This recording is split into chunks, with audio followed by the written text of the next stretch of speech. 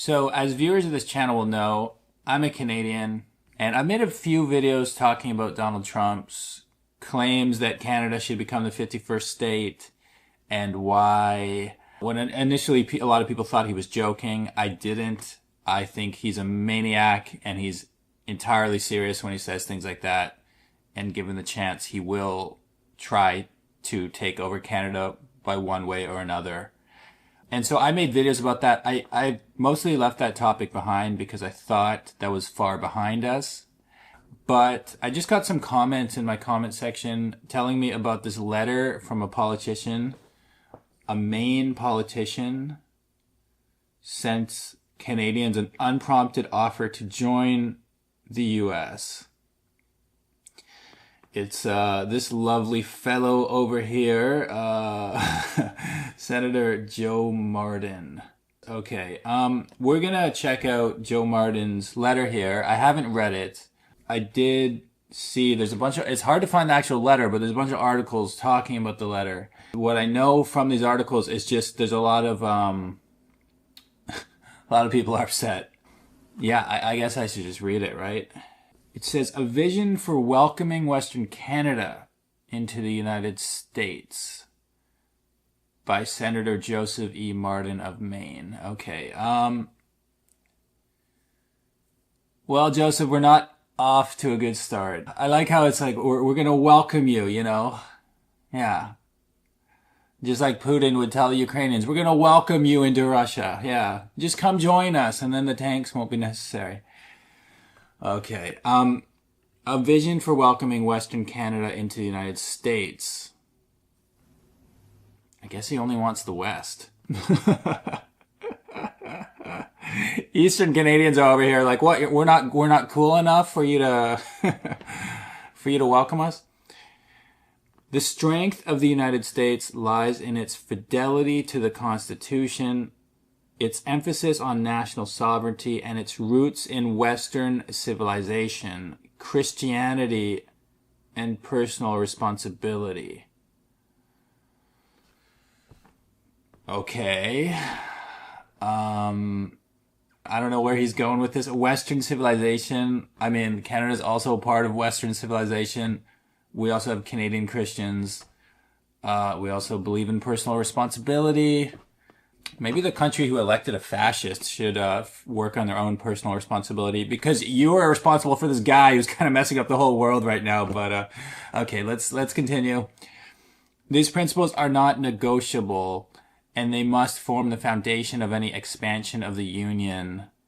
If the Canadian provinces of British Columbia, Alberta, Saskatchewan, and Manitoba were to seek admission into the United States, it must be as full American states, not provinces with conditions or dual allegiance. Oh my God. He's actually going there. Okay, he's actually... Not only is this guy talking about Canada joining the United States, he's like scolding us to begin with. He's like saying, now don't try to be Canadians and Americans at the same time. You take that Canadian leaf flag and you burn it. You burn it before you become a good old American like the rest of us.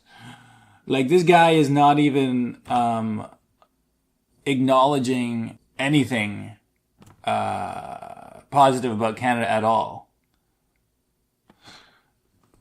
Okay, I should react less and read more. We're going to get through this letter. We're going to get through this. They would come into the fold by the consent of their people and the invitation of a constitutional guided republic. There would be no hybrid governance, no special cultural carve-outs, and certainly no Canadian political baggage. Yeah, baggage. That's what Americans think of our nation's history. Baggage. That's what 150 years as allies means. Baggage.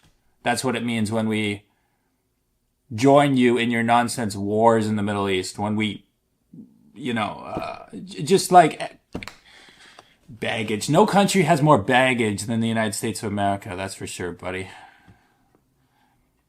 The path forward would not be about convenience or economic expansion alone, but about the reaffirmation of liberty, state sovereignty, and and national identity. A union of this kind would not dilute the American experiment. It would strengthen it, fortify it, and renew it with citizens who have consciously chosen Americanism over Canadian federalism. This would not be an annexation. It would be adoption, welcoming home kindred spirits who are born under a different flag, but who desire to live under our Constitution and accept our responsibilities, customs, and traditions. You stupid son of a bitch. This represents so much of the arrogance and ignorance which exists in a certain kind of American. And I'm going to say a certain kind of American out of respect for the good Americans who I've got to know in my life. The Americans who, when you meet them traveling abroad, apologize for their country's politics. Apologize for the ignorance that has taken over so much of their country. This is the end result of decades of cutting funding for public education, making it so only the rich can afford universities, and everyone else gets just taken over by this whole like Fox News conservative media system you have. You have a nation of people who don't think properly. You have a nation of people who aren't aware of what the world thinks of you and isn't aware of. I mean, it's. I'm not even sure I can fully explain this by just pointing to failing education. It's more than just stupidity. It's a form of blindness and lack of empathy and understanding of what any other country thinks.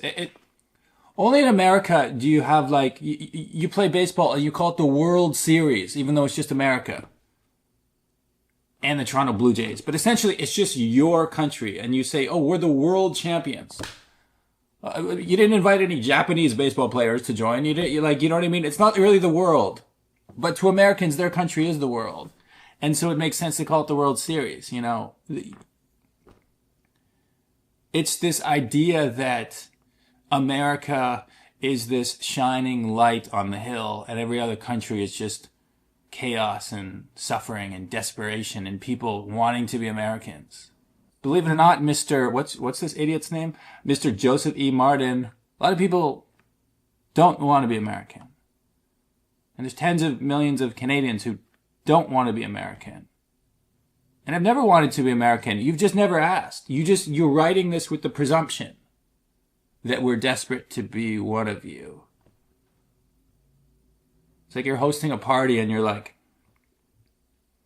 if you come to this party, you must wear this clothes, and you must bring these snacks, and you must park 2 blocks over here, and you must never talk about the previous party you're at. And you're like, bro, no one wants to go to your party. Nobody wants to go to your party. Where was I in this? The Constitution, terms of union not suggestions.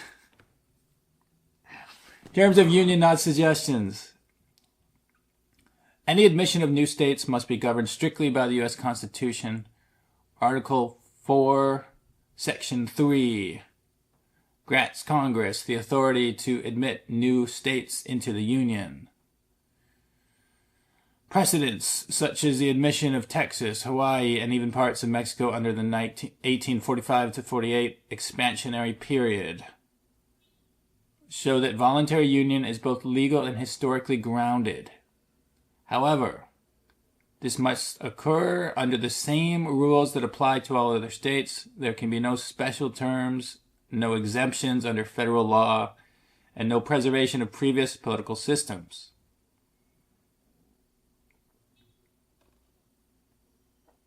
Yeah, why don't you write this letter to Donald Trump, okay? Because he's the one who actually wants this, and I don't think he's ever read the Constitution, and I don't think he knows any of this. So instead of like trying to gaslight Canadians into thinking that we actually want to be in your country, which we don't, why don't you why don't you do your job and like do something about the big house fire that's going on down there, which is called the political system of the United States of America. Yeah, because this is just okay. I got more thoughts. I'm gonna read a bit more, but every word he says, I just want to punch this guy in the face even more. Oh, the perspective states.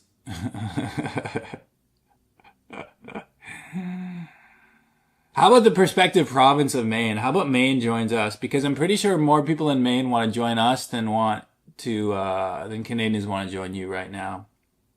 Yeah. We don't have a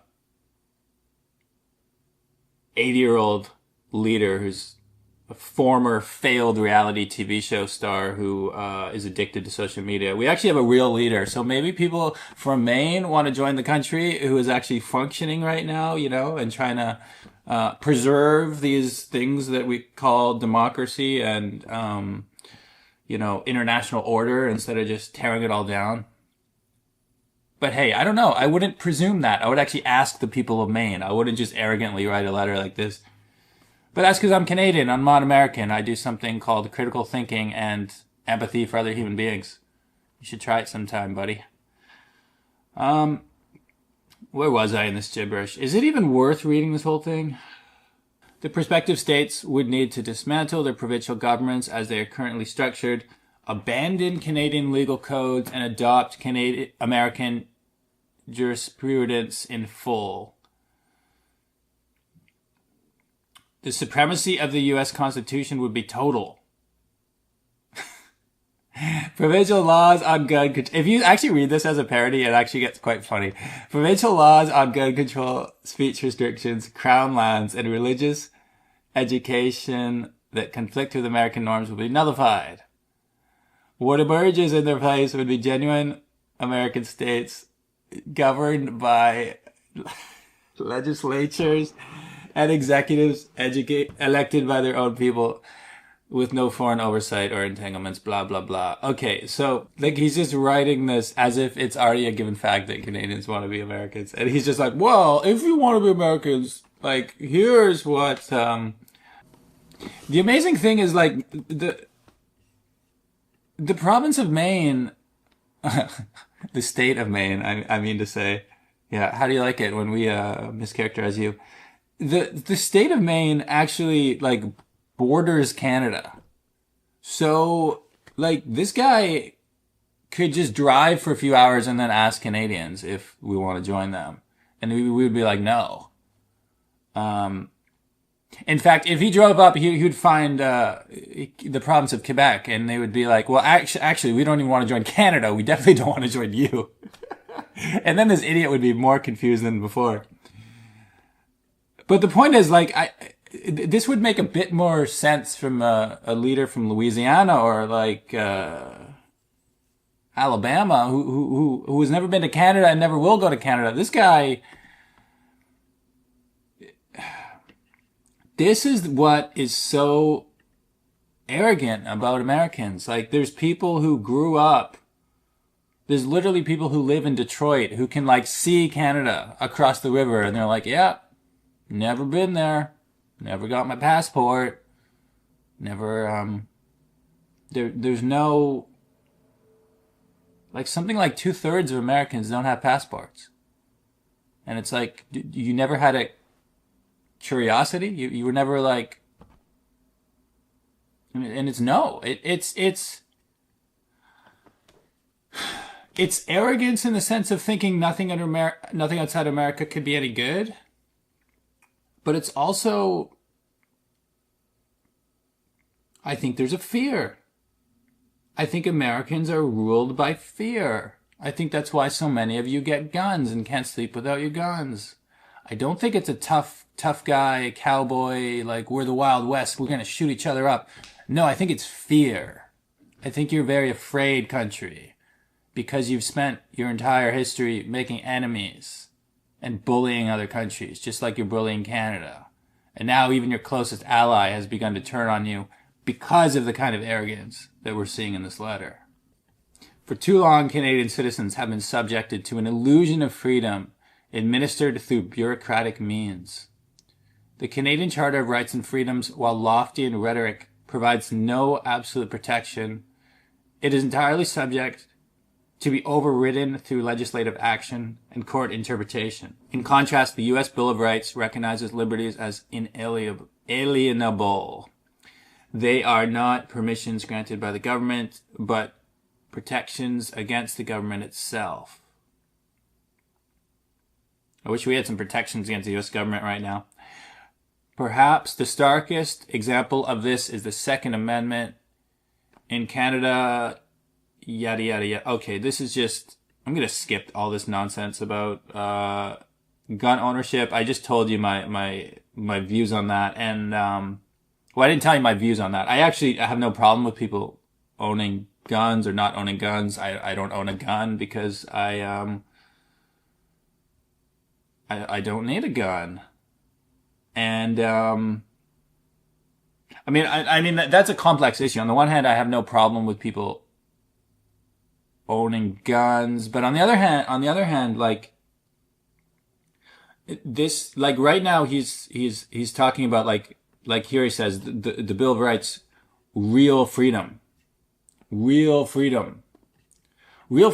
what? Real freedom to wake up every year, every week to another school shooting or like a mall shooting or, like real freedom to live in fear of people shooting you every time you go in public. That's what Americans have. That's the freedom. Okay, so statehood under the U.S. Constitution means more than a change of passport. It demands an embrace of American identity, historically grounded, civic-minded, and fundamentally national. True conservatives reject the globalist mindset that sees borders as inconveniences or cultures as interchangeable. Americanism is a real, tangible tradition rooted in Anglo-American law, Greco-Roman philosophy, and Christian moral order. It values family, localism, moral restraint, and individual accountability. See, this is what I mean about it's not just stupidity. Like, because this guy is obviously thought into what American traditions are. He's obviously someone who has studied the Constitution, and he's speaking intellectually about this issue. This isn't just a Facebook troll post, right? Like, a lot of work has gone into this, which somehow makes it more alarming, right? This would be less alarming if it was just like a drunk Facebook post or a tweet. If someone just tweets, become the 51st state, Canada, like, give up all your traditions, you're blah, blah, blah. That would be annoying, but not deeply alarming. This to me is deeply alarming because of the amount of thought that's gone into it, without even once stopping to think if Canadians actually want to join or not. Yeah, that's a level of ignorance that's like on par with the founding fathers of the United States writing, all men are created equal while having slaves. Like, that's the level of blindness you have right now, right? It's like, but those aren't human beings. But these Canadians aren't human beings worthy of having a voice in this discussion. We Americans decide who's American or not. We founding fathers decide who's a human being or not. Those slaves, they're not human beings. Those Canadians, they're not human beings in the way Americans are. They can become one if they join us, but they need all their Canadian baggage left behind first. Yeah, I mean, maybe America's not getting worse. Maybe that toxic Americanism has always been there. So here he's just talking about our different resources. You know, he's just seeing us as things to extract: wheat, forests, hydropower, taxes, yada, yada, yada, yada, yada, yada, yada, yada. Historical precedent and moral foundation. This is not a fantasy of empire. It is a vision deeply rooted in American tradition. The Texas annexation of 1845, the westward expansion and even the earlier debates over admitting territories like California and Missouri, all centered on key questions of identity, governance, and consent.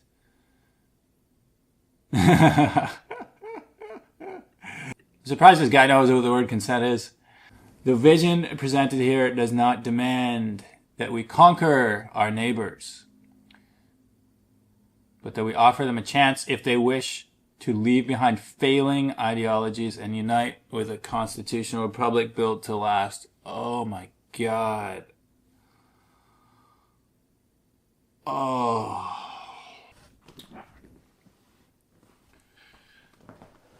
There is moral clarity in saying, here is our system. It has endured civil war, depressions, foreign threats, and internal conflict. It is not perfect, but it is just. If you believe in it, we welcome you.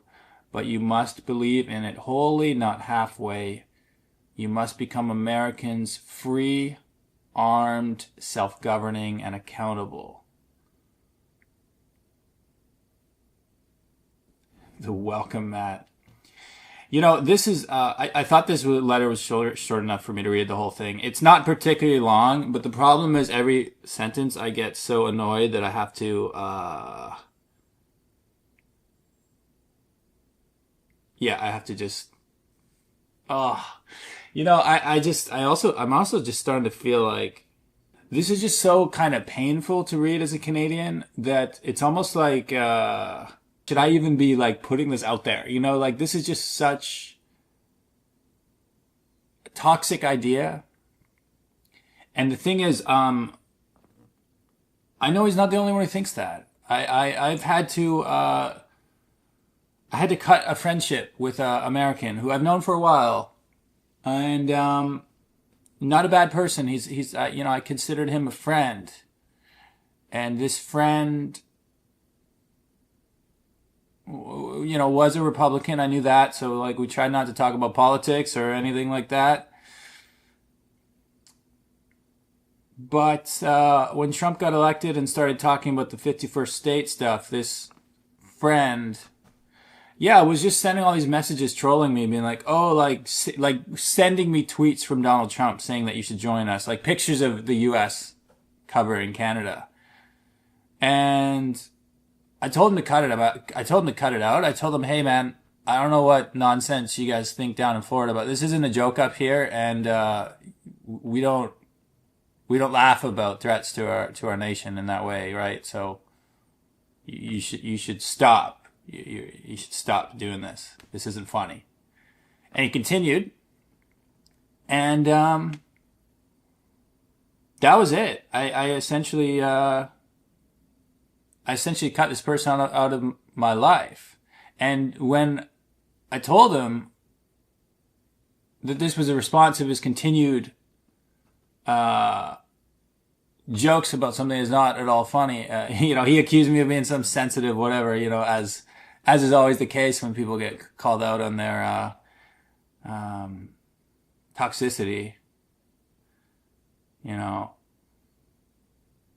And he got all angry and started sending all these messages. Well, not angry, but he got all apologetic, and he was trying to be like, don't you understand? Trump is just playing 3D chess, and this is all just like, he's not actually serious. He's just trying to get negotiations, and oh, it's okay, you know?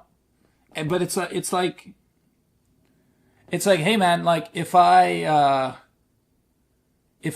made jokes about sexually assaulting your wife to try to get her to a dinner party, and I was like, hey, it's just 3D chess, I'm just messing with her brain, and then I'm just going to get her to, she's going to be so confused, she's going to say yes, and then she's going to join us at this dinner party.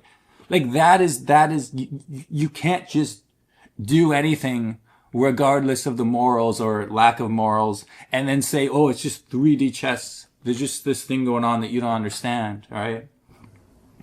And by the way, as I write this, like Trump is literally rolling out the red carpet for Vladimir Putin and meeting him in Alaska, and like he's literally just chatting it up with dictators, and if you just like leave all your American, if you just like take all that propaganda out of your brains and just look objectively at what Trump is doing, he's an awful person and he's a wannabe dictator. And he just called the National Guard to Washington State, and he's going to continue to militarize and propagandize your failing country until the day that he dies.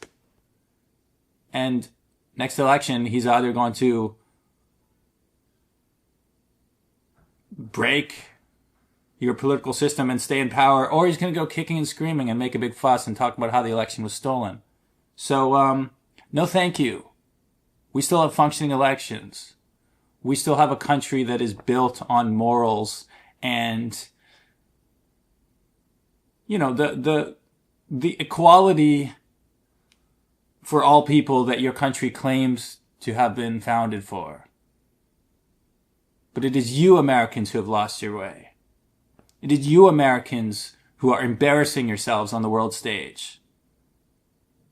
But you're just too blinded by your own propaganda to realize what other countries think of you. It's sad. And the history books will not reflect kindly on America of the early 21st century.